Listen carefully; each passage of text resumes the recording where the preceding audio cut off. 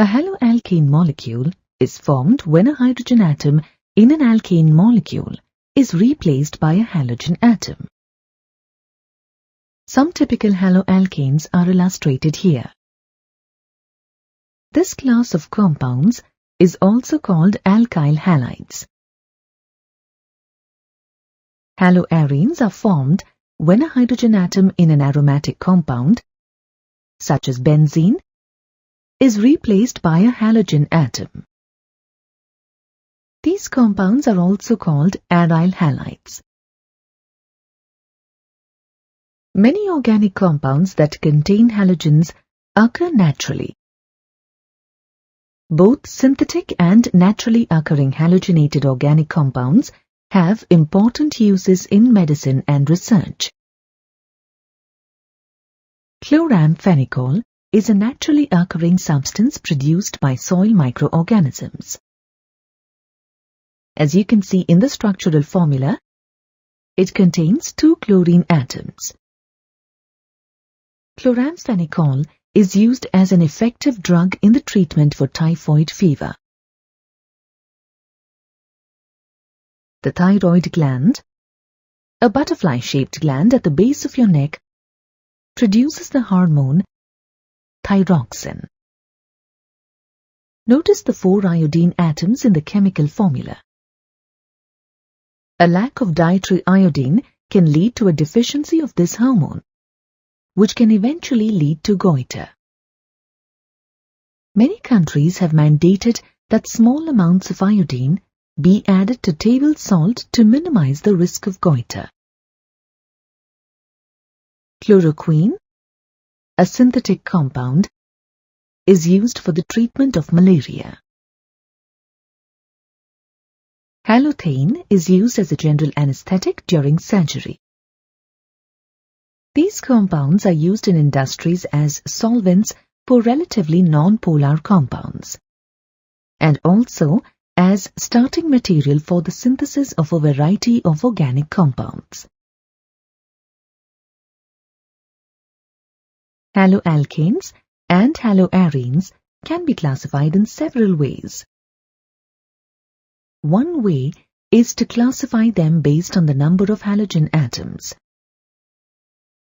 Chloroethane, a monohaloalkane, and chlorobenzene, a monohaloarene, each containing 1 halogen atom, are shown here.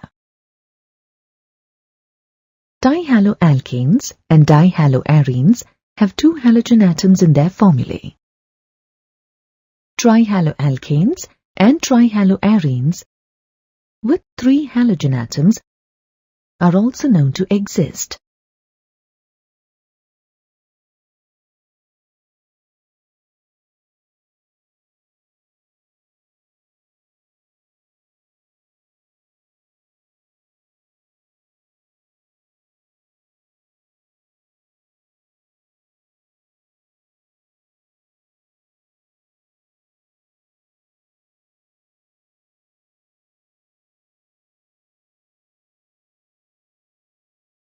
Based on the hybridization of the carbon atom to which the halogen atom is bonded, monohalo compounds are classified as alkyl halides, allylic halides, benzylic halides, vinylic halides, and aryl halides.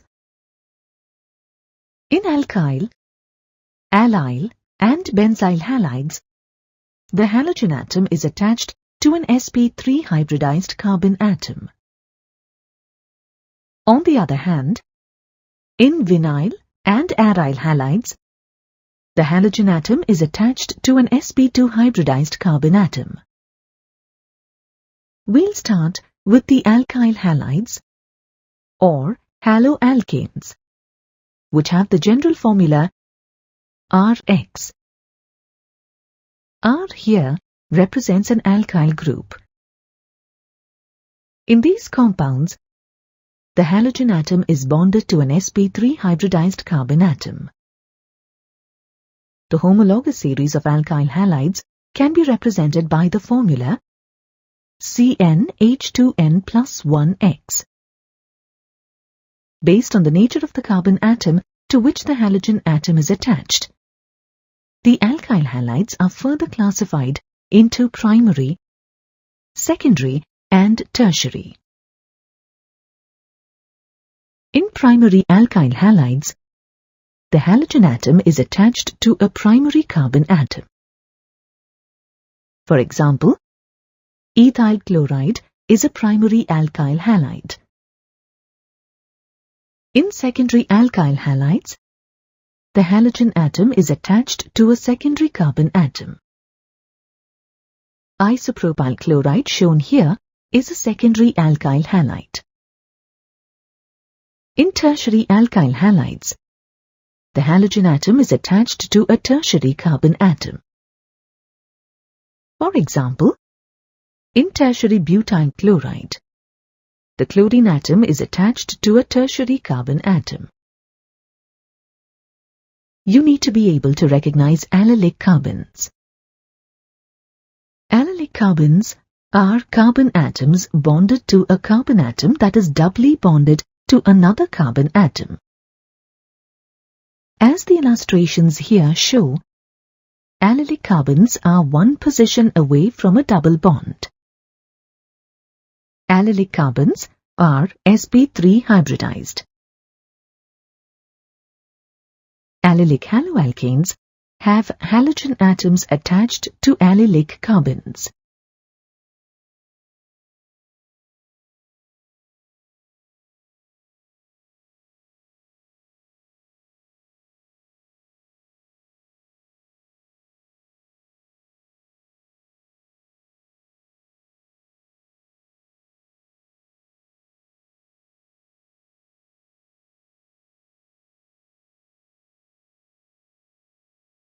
In benzylic halides, the halogen atom is bonded to a carbon atom with sp3 hybridization, that is linked to an aromatic ring.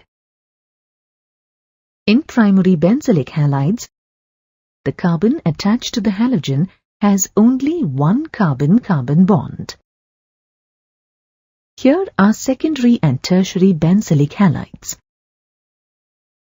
In a secondary benzylic halide, the carbon attached to the halogen atom is bonded to two other carbons.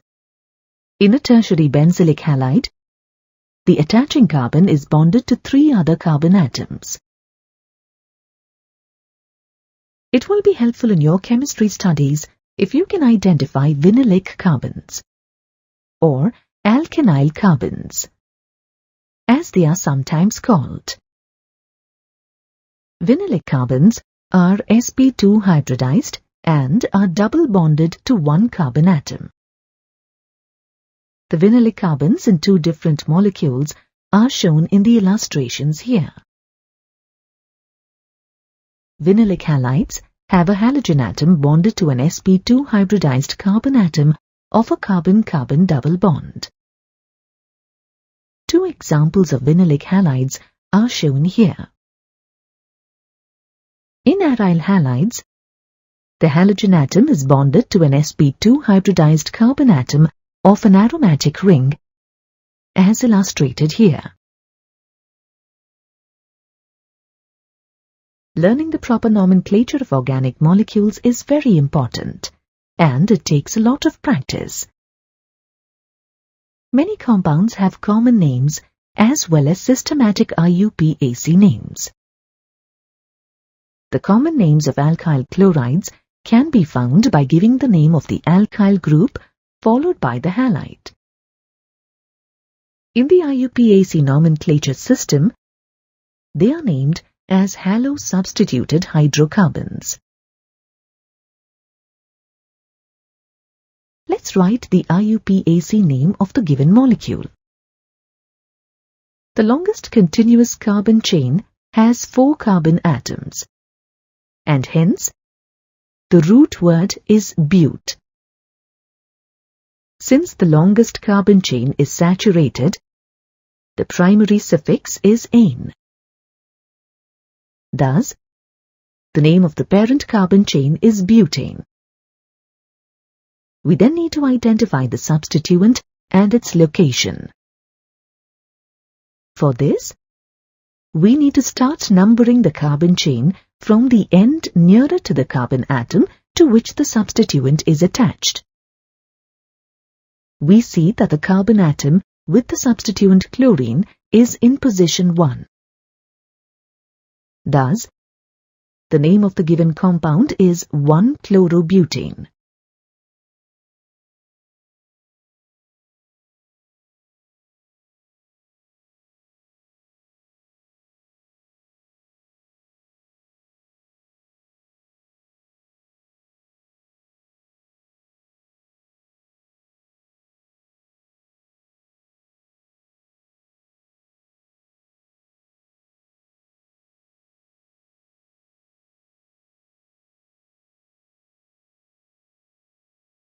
Now try these practice problems on your own.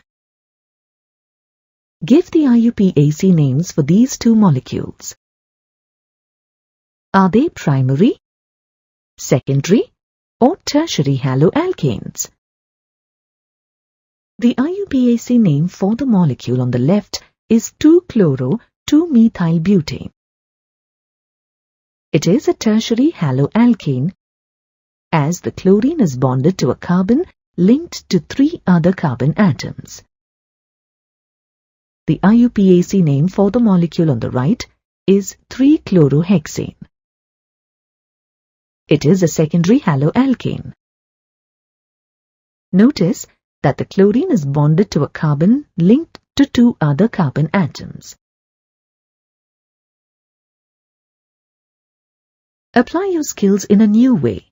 Draw the formulae for the compounds here. Try these on your own before checking the answers.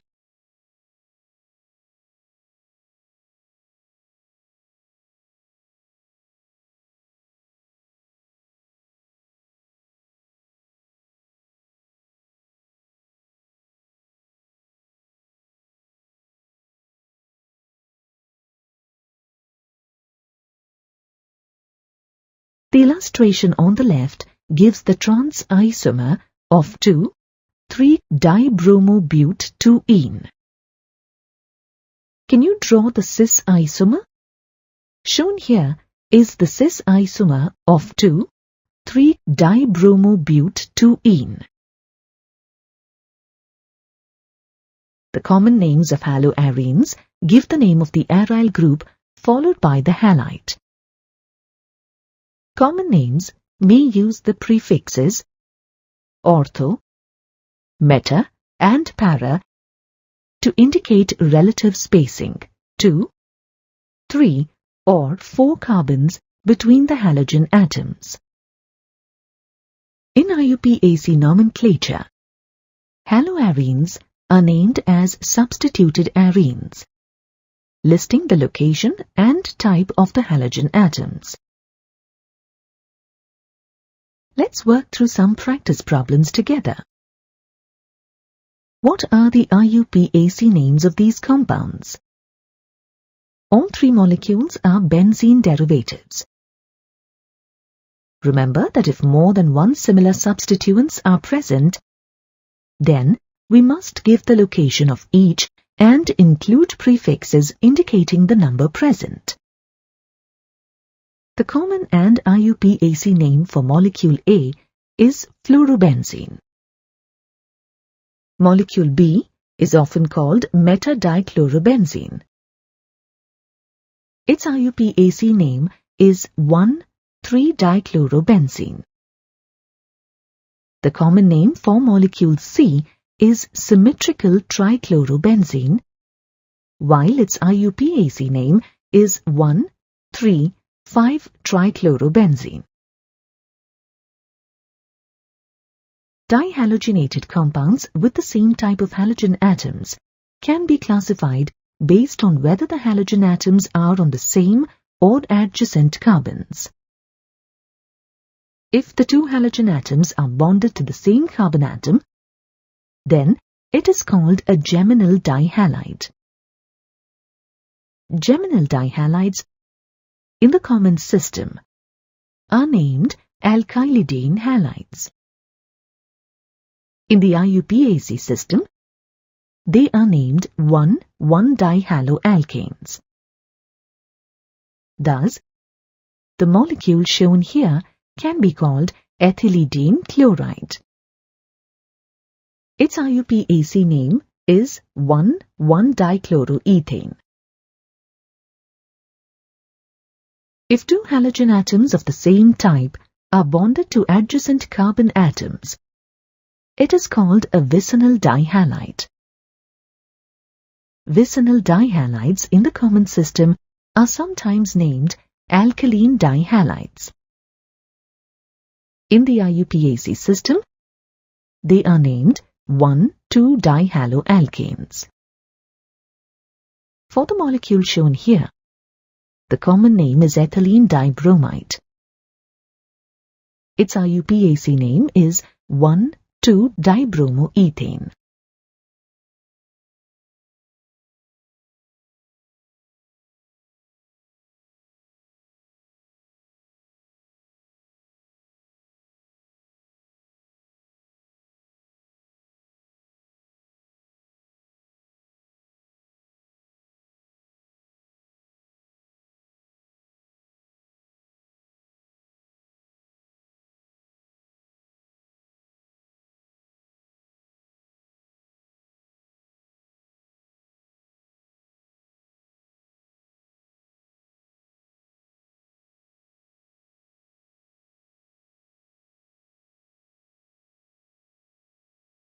Here are some additional practice problems. Try to name molecules A, B, and C on your own before proceeding.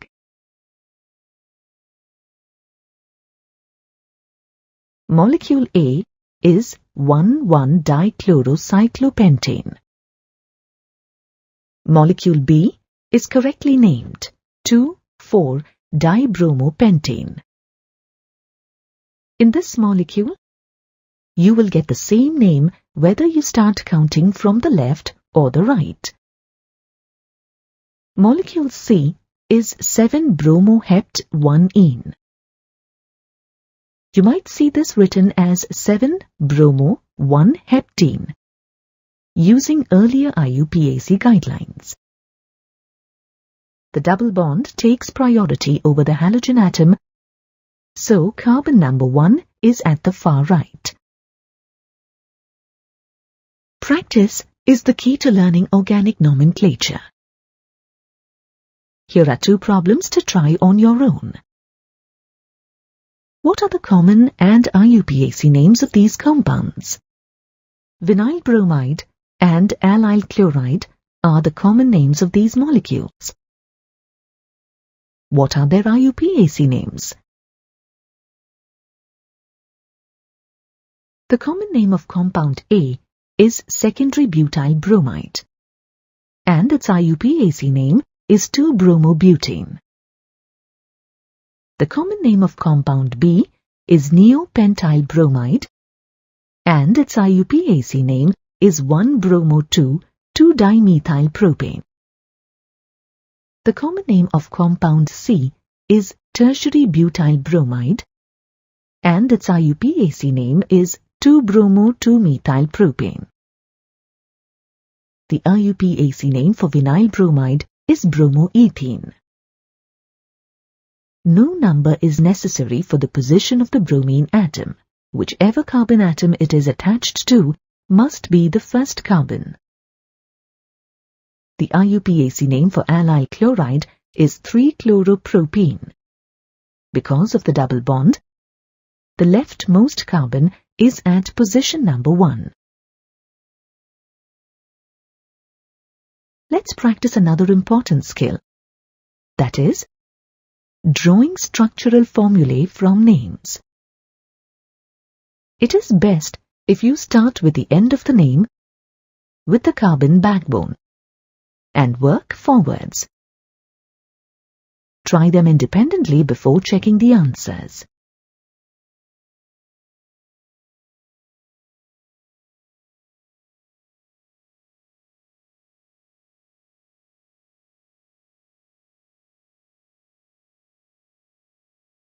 The correct structural formulae are shown here for 2-bromo-2-iodobutane and 1-fluoro-2-methyl-cyclohexene. Remember that if there is more than one substituent, they are listed alphabetically.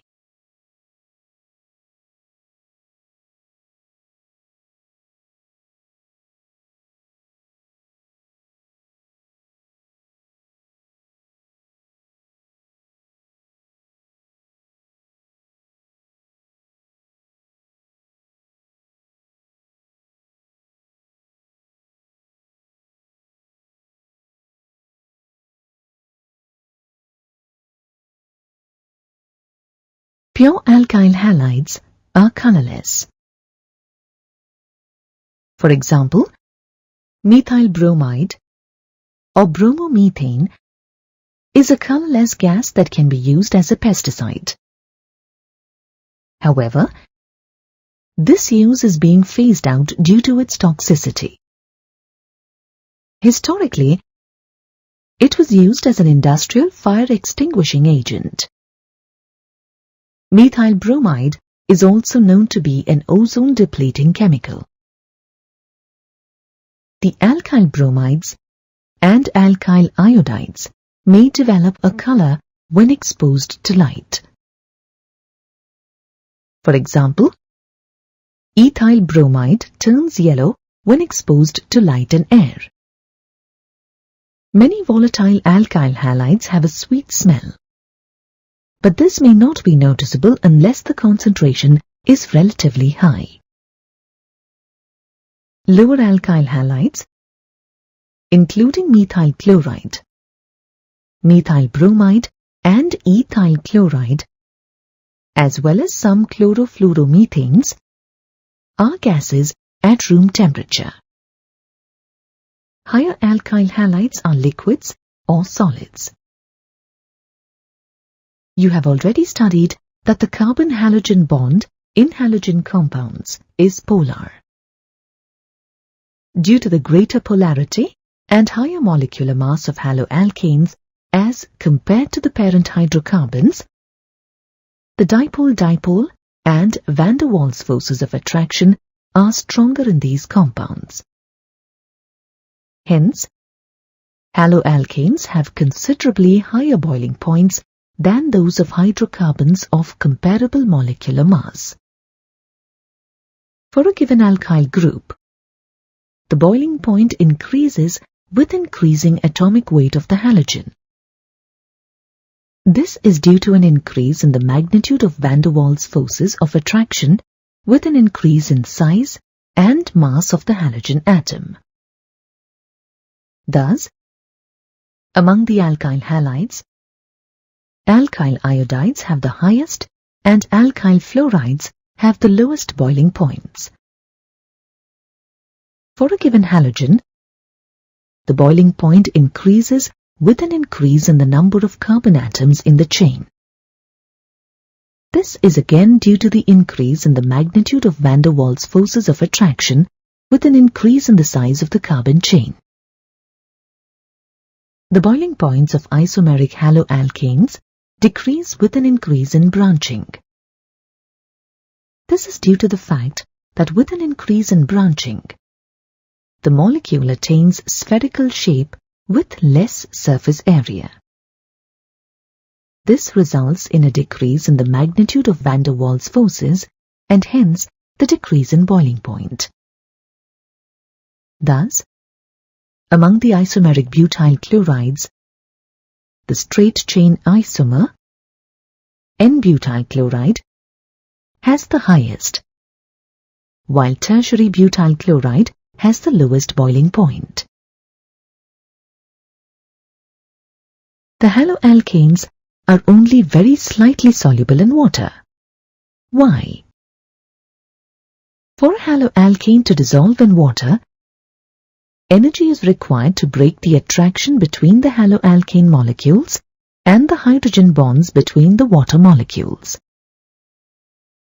As new attractions between the haloalkane and water aren't nearly as strong as the original hydrogen bonds in water, less energy is released during this process. Thus, haloalkanes are sparingly soluble in water. Haloalkanes do tend to dissolve in organic solvents. The intermolecular attractions that form between haloalkanes and the solvent molecules have similar strengths as the attractions being broken in the separate haloalkane and solvent molecules. Alkyl fluorides and alkyl chlorides are less dense than water. In a mixture with water, alkyl fluorides and alkyl chlorides would be the upper layer. Alkyl bromides and alkyl iodides are denser than water. In mixtures with water, alkyl bromides and alkyl iodides would separate into the lower layer. Increasing the number of halogen atoms increases the density of the compounds. Aryl halides are polar molecules due to the presence of the polar carbon-halogen bond, but they are less polar than alkyl halides. Aryl halides have physical properties very similar to alkyl halides. We should make special note of the isomers of dihalobenzenes. If we compare the ortho, para, and meta-isomers of dichlorobenzene, we see that their boiling points are nearly the same. However, the para-isomers have higher melting points. The greater symmetry of the para-isomers fits better into the crystal lattice, making the para-isomers melt at relatively high temperatures. Aryl halides are practically insoluble in water and are denser than water. Here is a problem for you. Arrange these compounds in increasing order of their boiling points. Let's start by drawing the structure for each compound. All the three structures contain one chlorine atom. Since the boiling point increases with an increase in the number of carbon atoms, we would expect 1-chlorobutane with its 4 carbon atoms to have the highest boiling point. The other two compounds have 3 carbon atoms each, but 1-chloropropane is a straight chain, while isopropyl chloride is branched. Branched molecules have lower boiling points. So, isopropyl chloride should have the lowest boiling point. 1-chloropropane is in the middle. Haloalkanes undergo 3 types of reactions. They are nucleophilic substitution reactions, elimination reactions, and reaction with metals. Before you learn about the nucleophilic substitution reactions, get to know what a nucleophile is. The word nucleophile means nucleus seeking. Essentially, a nucleophile has an unshared pair of electrons, and it can use these electrons to make a covalent bond. Nucleophiles can be thought of as Lewis bases or electron pair donors. Nucleophiles may be anions or neutral molecules. In nucleophilic substitution reactions, a nucleophile or a Lewis base substitutes for a halogen atom in an alkyl halide. Here is the general form of the reaction. The halogen is referred to as the leaving group because it leaves the alkyl halide when the nucleophile reacts. Since the substitution reaction is initiated by a nucleophile, it is called a nucleophilic substitution reaction. Common nucleophiles include the hydroxide ion and water, both of which react with alkyl halides to make alcohols. Ammonia and substituted amines are used to convert alkyl halides into amines. Note the lone pairs on each formula. Sodium or potassium salts of alkoxides can be used to make ethers from alkyl halides.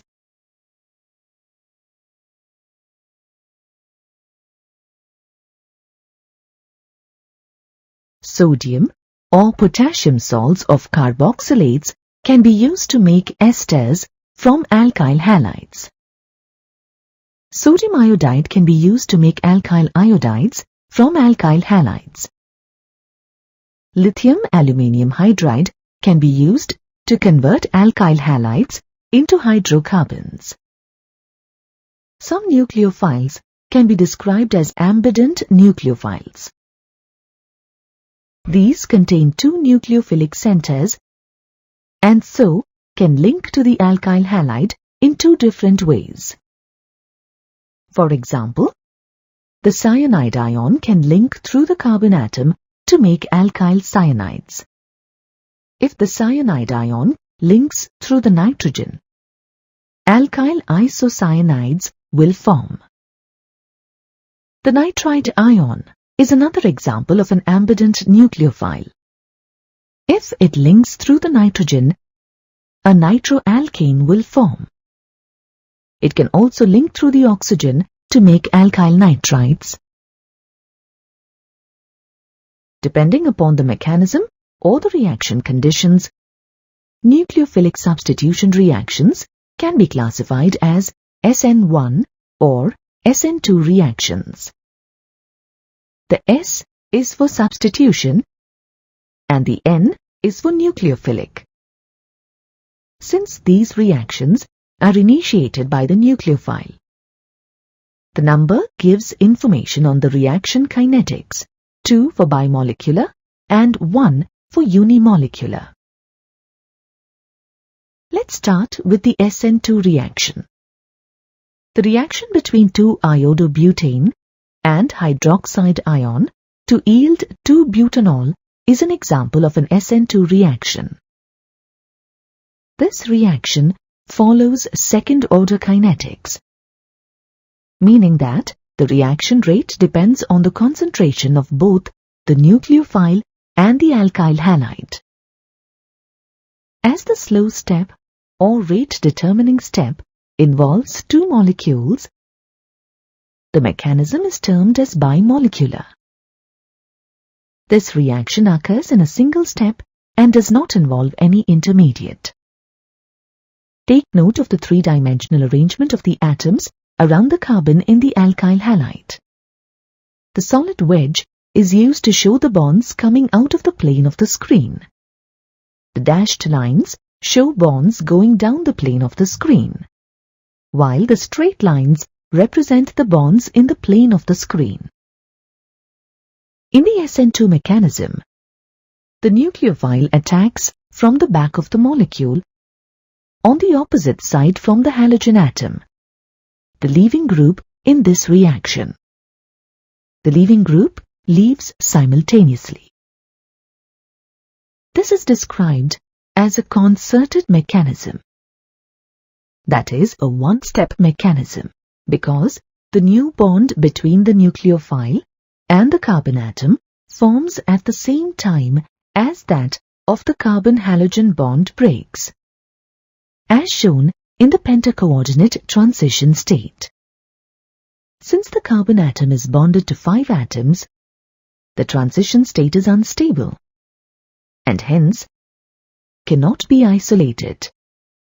As the bond between the nucleophile and the carbon atom forms, the bond between the carbon and the leaving group weakens.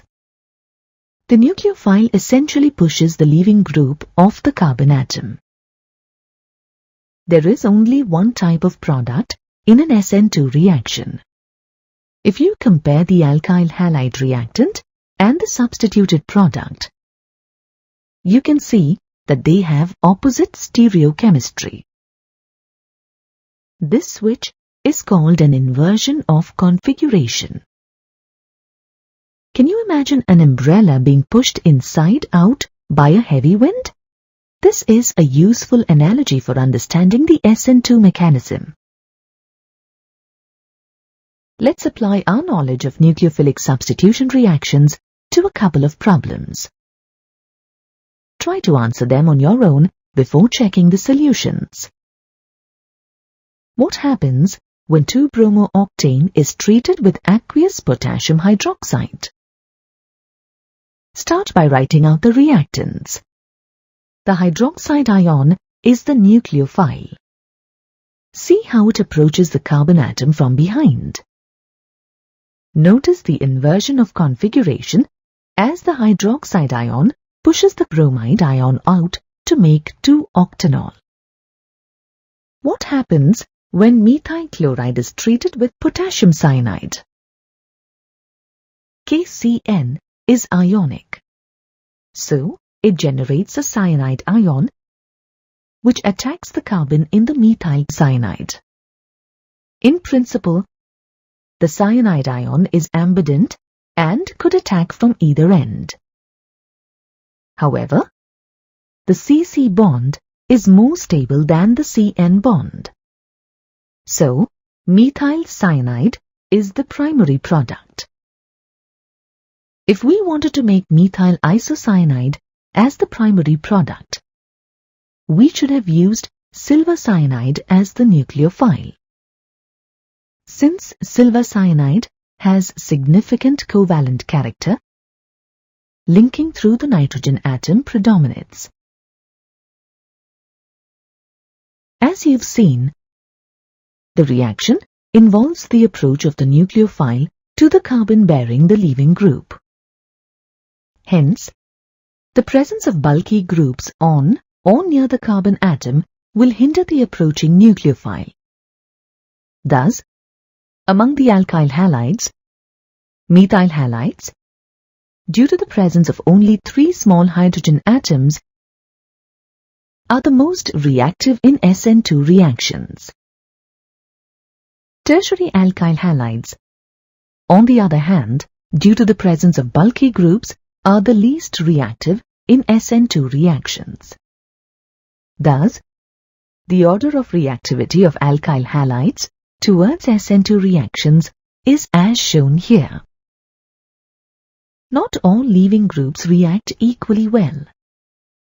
In general, among the halogens, fluorides are the poorest leaving groups, and iodides are the best leaving groups. In these pairs of halogen compounds, which would undergo an SN2 reaction faster? Let's start by drawing out the structures. For the first pair, 1-bromohexane is a primary alkyl halide, and cyclohexyl bromide is a secondary alkyl halide. We expect 1-bromohexane, then, to be more reactive and react more quickly. For the second pair, both structures are secondary haloalkanes. However, iodine has a weaker bond to carbon than chlorine. Alkyl iodides are much more reactive than alkyl chlorides. Now, it's time to turn our attention to the other mechanism called the SN1 reaction mechanism. The reaction between 3-bromo-3-methylhexane and hydroxide ion to yield 3-methyl-3-hexanol can be taken as an example of an SN1 reaction. The reaction shows first-order kinetics as the reaction rate depends only on the concentration of the alkyl halide and not on the concentration of the hydroxide ion. The reaction occurs in 2 steps. In step 1, the leaving group departs, resulting in the formation of a carbocation. This step is slow and reversible. In step 2, the nucleophile attacks the carbocation, forming a covalent bond. The greater the possibility of the formation of a carbocation by an alkyl halide, the higher are the chances for the reaction to proceed via the SN1 mechanism. Further, the greater the stability of carbocation, the greater will be its ease of formation from alkyl halide and the faster will be the rate of reaction. Thus, due to the greater stability of tertiary carbocations, tertiary alkyl halides readily undergo SN1 reactions. Allylic and benzylic halides also show high reactivity towards the SN1 reaction. This is because the allylic and benzylic carbocations formed get stabilized through resonance, as shown here. SN1 reactions are usually carried out in polar protic solvents such as water, alcohols, and acetic acid. The proton from the solvent molecules solvate the halide ion as it leaves in the first step of the mechanism. In the SN1 mechanism, there are two directions from which the nucleophile can attack the carbocation. Two different products can be formed from the SN1 mechanism.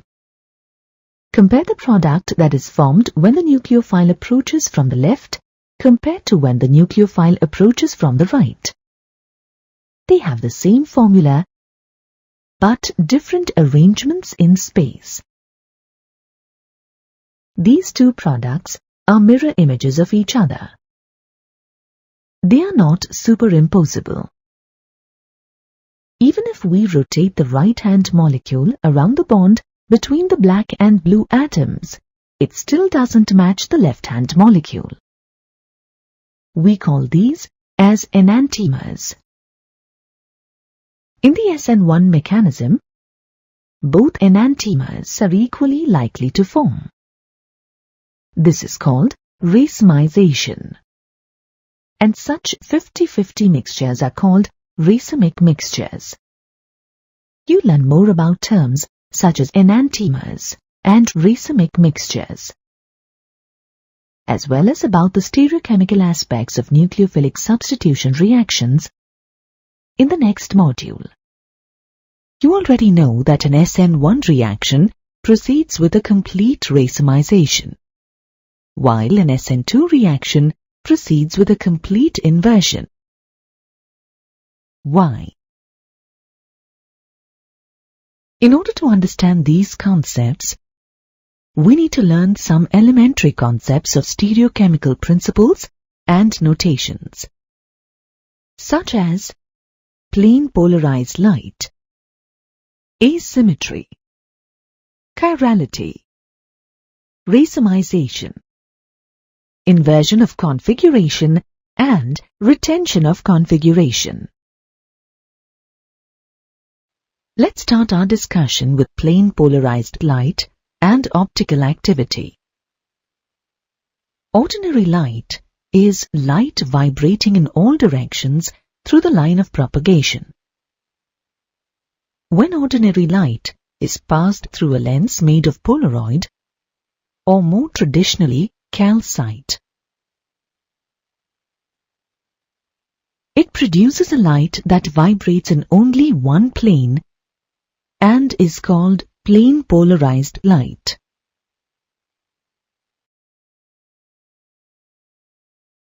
When plane polarized light is passed through a solution of certain compounds, they rotate the plane polarized light in a specific direction. Such compounds are called optically active compounds. Let us see how this rotation of the plane of polarized light or optical activity can be detected.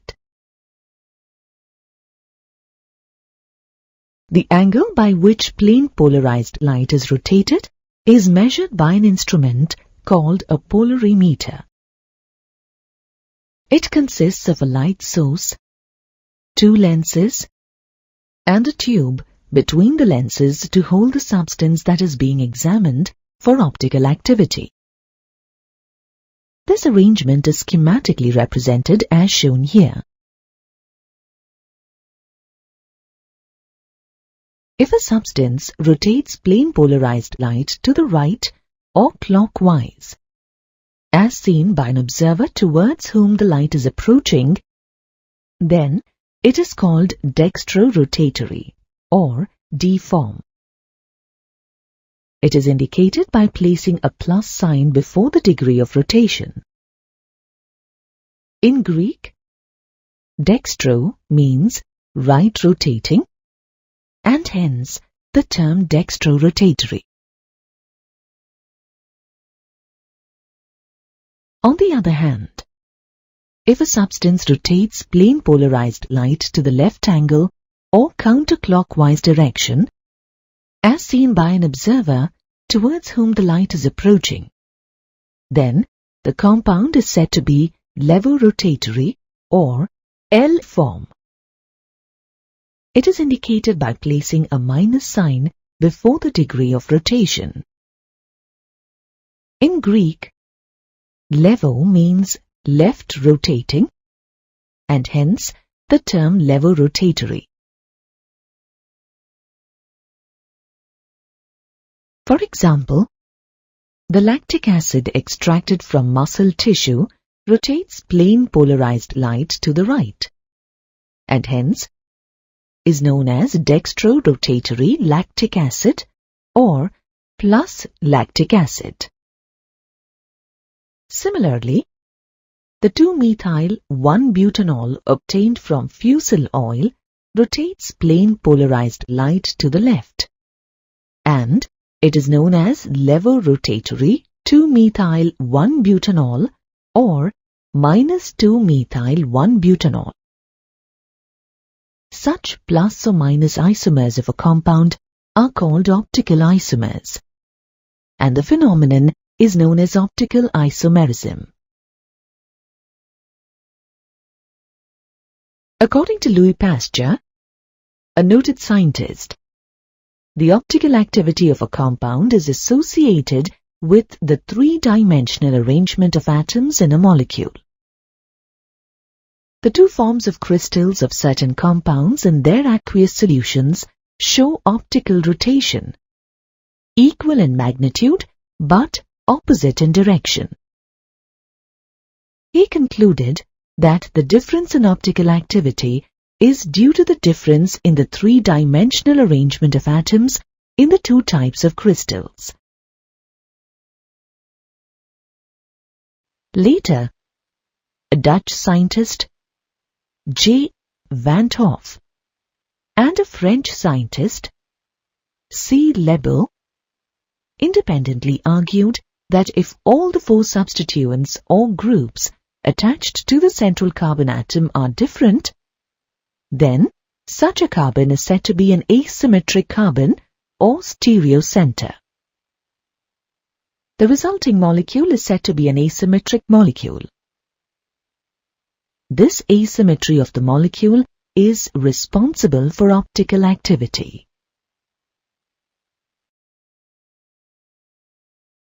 You see symmetry and asymmetry commonly in your everyday life. For example, a sphere, a cone, and a cube are identical to their mirror images and are superimposable.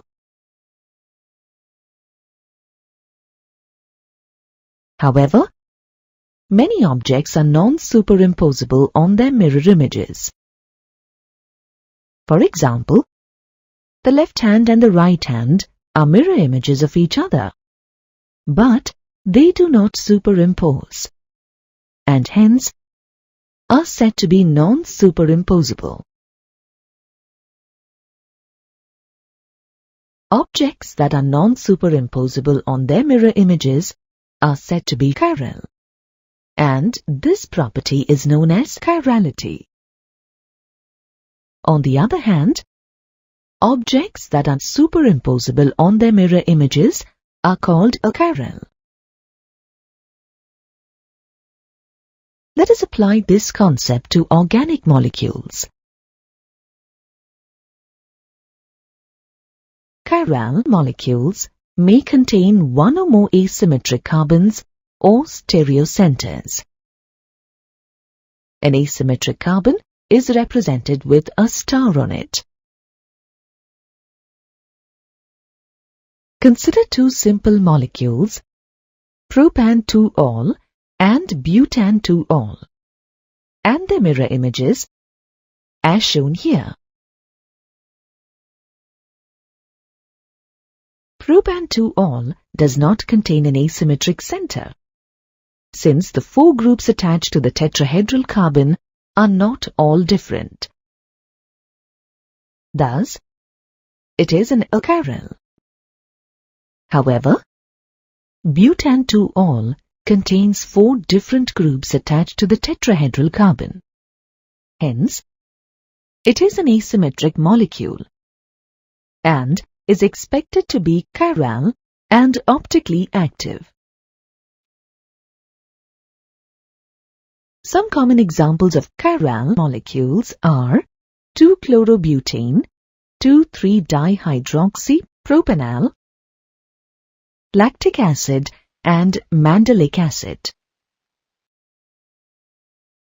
Non-superimposable mirror image isomers are known as enantiomers.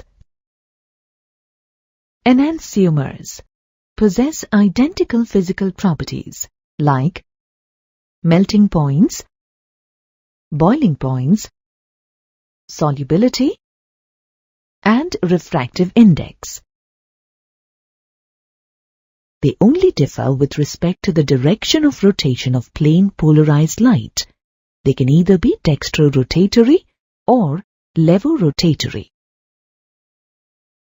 If a mixture contains equimolar proportions of enantiomers, then it shows zero optical rotation. Such a mixture is known as racemic modification. A racemic mixture is represented with the symbol Dl or plus minus before the name of the compound. The process of the formation of an equimolar proportion of an enantiomeric mixture from an optically pure compound is known as racemization. Another important concept is that of retention and inversion of configuration. Retention of configuration is the preservation of the integrity of the spatial arrangement of bonds to an asymmetric center during a chemical transformation. For example, in the conversion of a chemical species 𝑥𝐶𝐴BC to 𝑦𝐶ABC, the relative configuration of the reactant 𝑥𝐶ABC is retained in the product. In general, if there is no detachment of the bond attached to the stereocenter in the chemical transformation, then the product will have the same configuration of the groups around the stereocenter as that of the reactant or the substrate. Such a reaction is said to proceed with retention of configuration. In the reaction that takes place when -2-methylbutan-1-ol is heated with concentrated hydrochloric acid, there is retention of configuration as shown here. Inversion of configuration in a reaction yields a product whose configuration is opposite to that of the reactant or the substrate. For example, when -2-bromooctane reacts with sodium hydroxide in a reaction that follows second-order kinetics, +2-octanol with inverted configuration is obtained. You are already familiar with the reaction mechanism of nucleophilic substitution reactions of alkyl halides. An SN1 reaction is accompanied by racemization, while an SN2 reaction proceeds with inversion of configuration. Can you think why? we can illustrate the stereochemical aspects by taking the example of an optically active alkyl halide as a substrate. In this process, if the reaction conditions are favorable for first-order kinetics, then it follows the mechanism of an SN1 reaction. This mechanism proceeds in two steps. In the first step, which is the slow step, the alkyl halide undergoes ionization and forms a stable carbocation intermediate.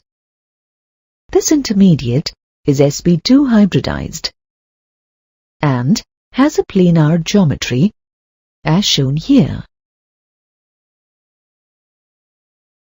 In the second step, the attack of the nucleophile on the planar carbocation intermediate can take place from either face with equal ease.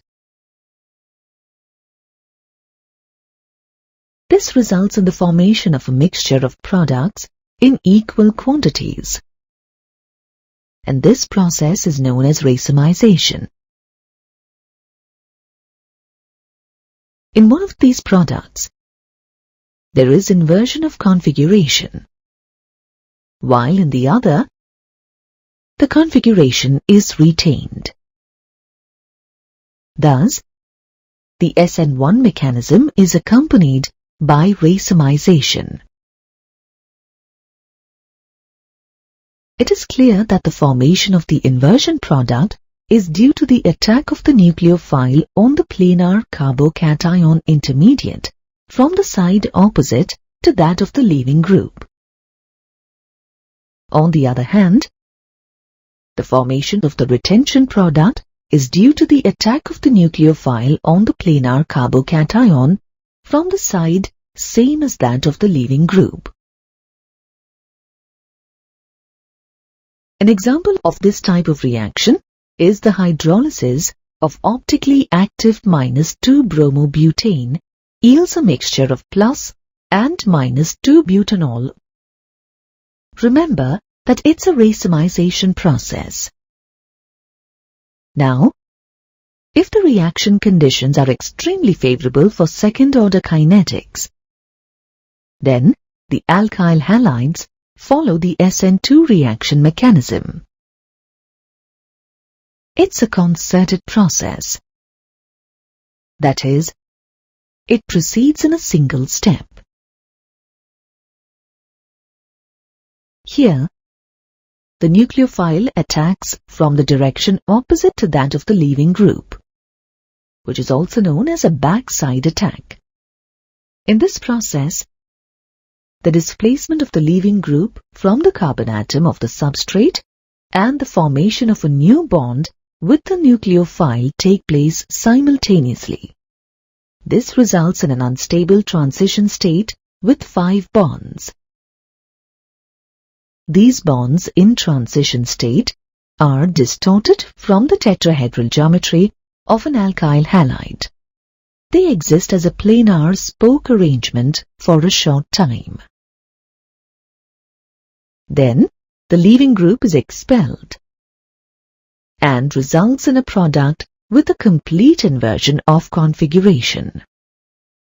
This is known as umbrella inversion. Thus, the SN2 mechanism is accompanied by a complete inversion of configuration.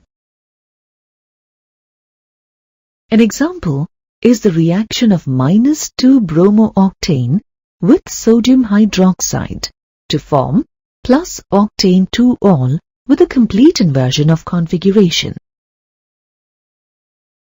You will learn about elimination reactions of haloalkanes and also their reactions with metals. Apart from undergoing substitution reactions,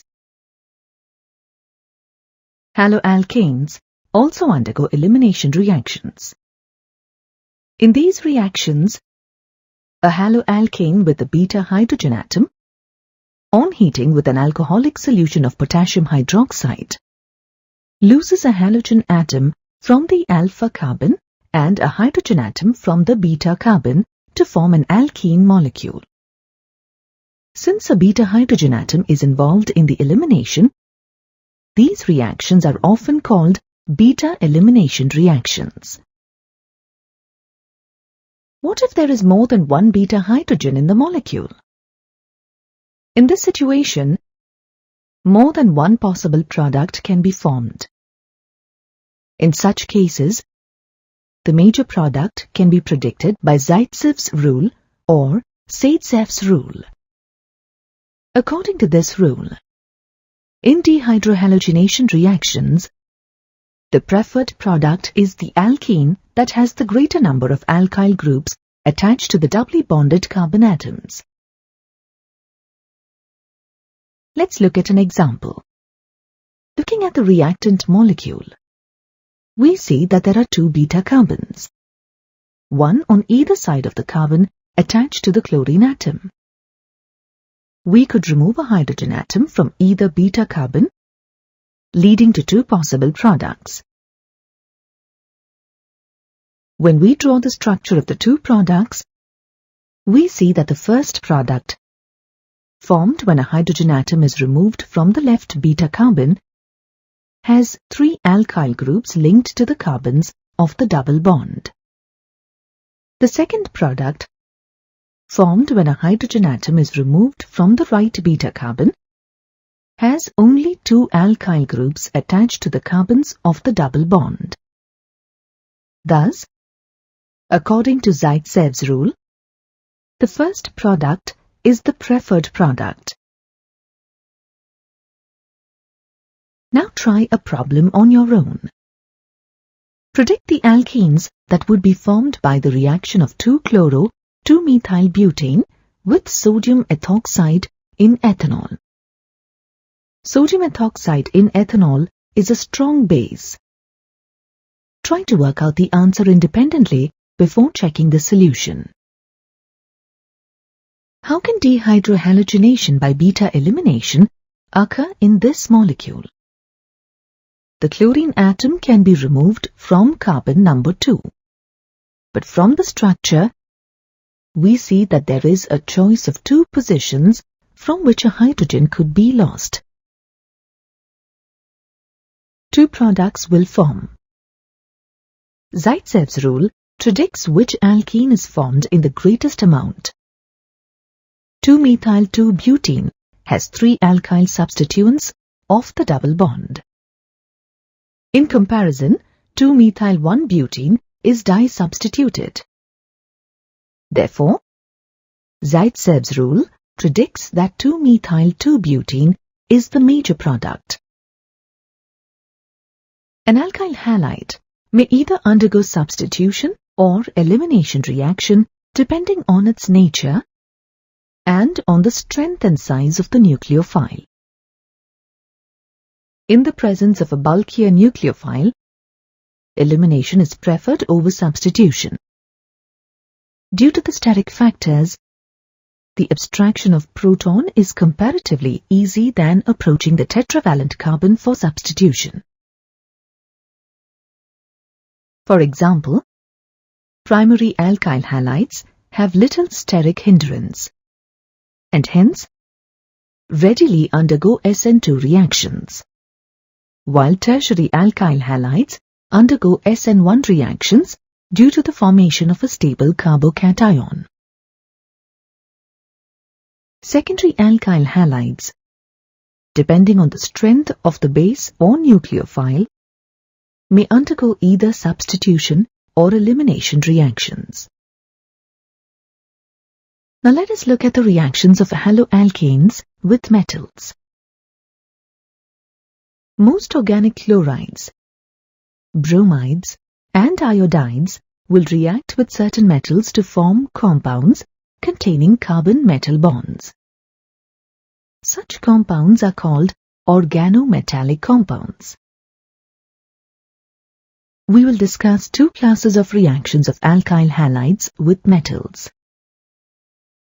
One important class of organometallic compounds is called Grignard reagents. Grignard reagents are alkyl magnesium halides.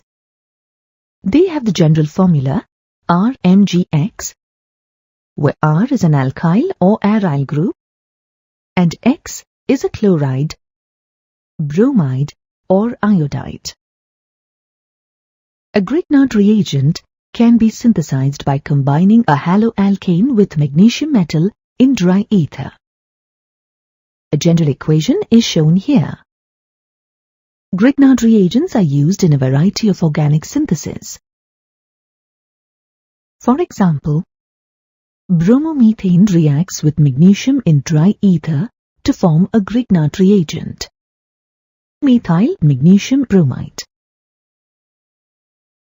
In a Grignard reagent, the carbon-magnesium bond is covalent but very polar, with the carbon being more electronegative than magnesium. The magnesium-halogen bond is essentially ionic in nature.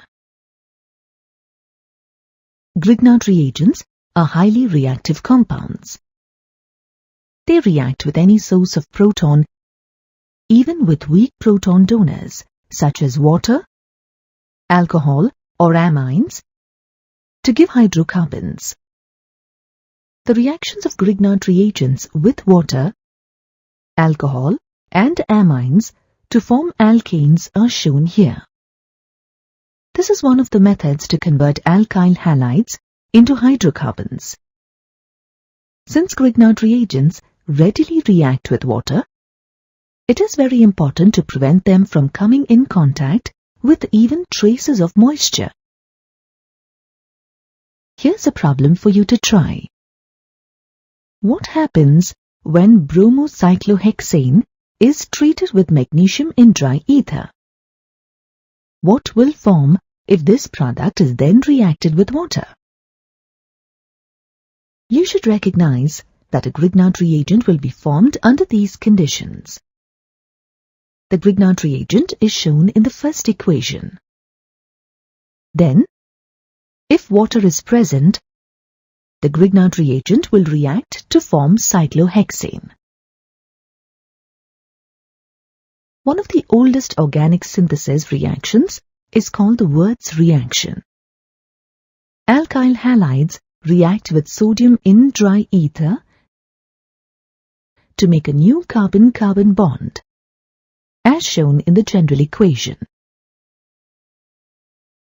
The Wurtz reaction works best to make symmetric alkanes.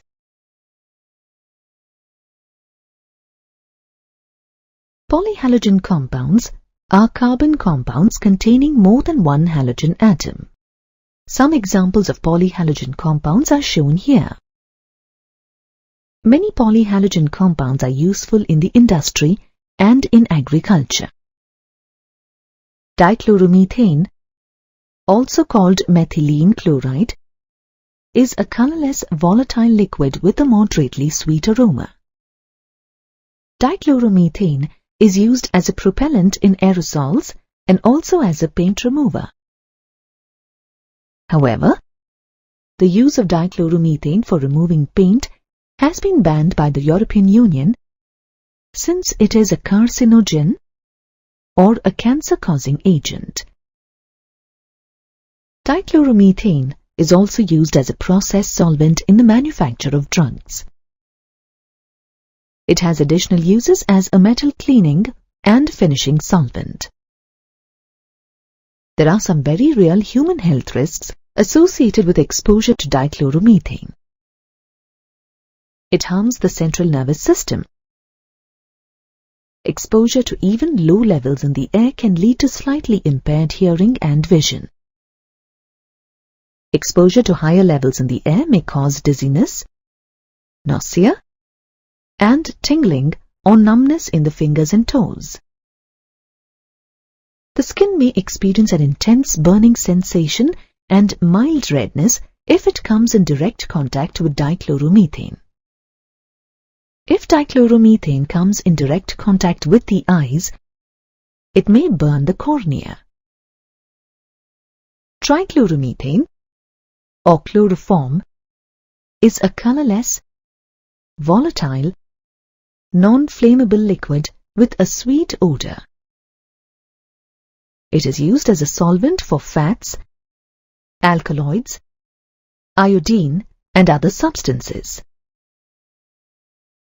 It is also used in the synthesis of freon, a refrigerant, or R22 shown here.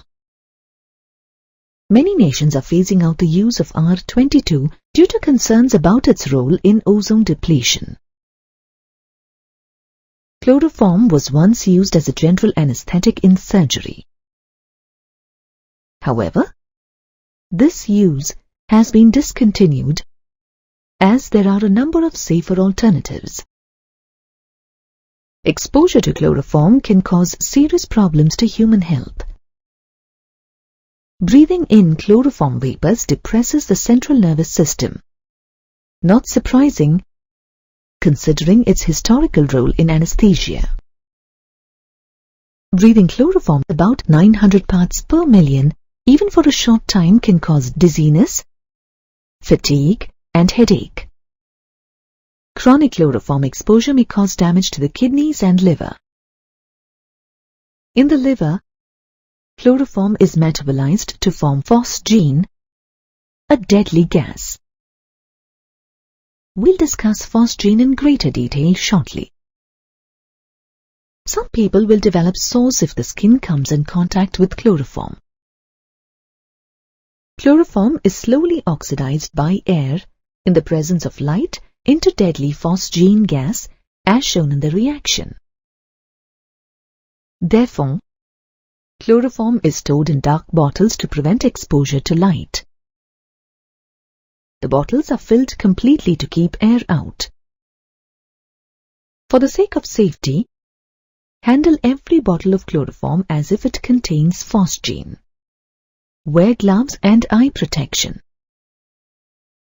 There are simple tests that you can carry out to determine the presence of phosgene.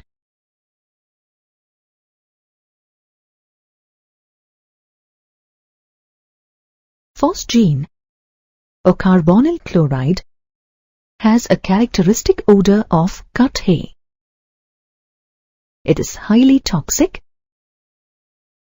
In fact, it was used as a chemical warfare agent during the First World War. If you detect the odor of freshly cut hay when working with chloroform, you should seek medical attention. Chloroform contaminated by phosgene should not be used and should be properly disposed of as chemical waste. Triiodomethane, or iodoform, is a pale yellow crystalline solid. This volatile compound has a pungent, medicine-like odor. Iodoform has uses as an antiseptic. Gauze packing with iodoform is used in medical applications. However, the antiseptic properties are due to the liberation of free iodine, not the triiodomethane molecule itself. Due to iodoform's penetrating odor, other antiseptics are used more commonly. Carbon tetrachloride, or tetrachloromethane, is a clear liquid with a sweet smell. Carbon tetrachloride has a variety of uses, including in the manufacture of refrigerants and aerosol propellants. It is used in the synthesis of chlorofluorocarbons. It is widely used as a solvent. Due to safety concerns, many chemists prefer to use other solvents. In the past, carbon tetrachloride was used as a dry cleaning fluid, a degreasing agent and spot remover, and also as a fire extinguisher. These uses have been generally phased out to minimize health risks. The health risks associated with carbon tetrachloride are very serious, as the substance is a suspected carcinogen. Chronic exposure to carbon tetrachloride may cause liver cancer in humans. Kidney damage is also a risk. The side effects of exposure to carbon tetrachloride include dizziness, lightheadedness, nausea, and vomiting. It causes eye irritation and may lead to an irregular or stopped heartbeat. Continued exposure can lead to unconsciousness, coma, or even death. Carbon tetrachloride has been linked to the depletion of the ozone layer. Depletion of the ozone layer increases our exposure to ultraviolet light, leading to a higher risk of skin cancer, eye diseases, and disorders, and possible disruption of the immune system. Freon is the name given to a class of compounds that are chlorofluorocarbon derivatives of methane and ethane. These compounds are extremely stable and unreactive. They are non-toxic, non-corrosive, and easily liquefiable gases.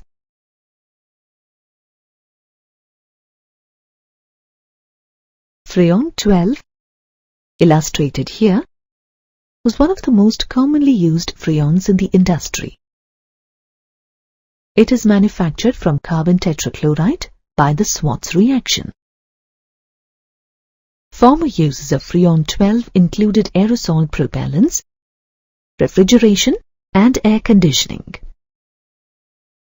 Since 1994, the use of Freon 12 is being phased out according to the Montreal Protocol due to environmental concerns. Freon 12 and other chlorofluorocarbons are known to initiate radical chain reactions that lead to the destruction of the ozone layer. The final compound that we'll discuss is known as DDT. Paul Mueller was awarded the Nobel Prize in Physiology and Medicine in 1948 for his discovery that DDT could be used as an insecticide. DDT has been used to prevent insect-transmitted human diseases such as malaria, spread by mosquitoes, and typhus, spread by lice. However, many insect species develop resistance to DDT, limiting its effectiveness. DDT is toxic to many species of fish. For certain species of birds, such as ospreys, eagles, pelicans, falcons, and hawks, DDT exposure leads to thinning of eggshells, causing serious population declines. DDT is stored in the fatty tissue of the body and is metabolized very slowly. As a result, it persists in animals and becomes more concentrated in species higher in the food chain. The use of DDT in agriculture has led to measurable DDT levels in humans. The use of DDT was banned in the United States in 1973. However, it is still in use in some parts of the world.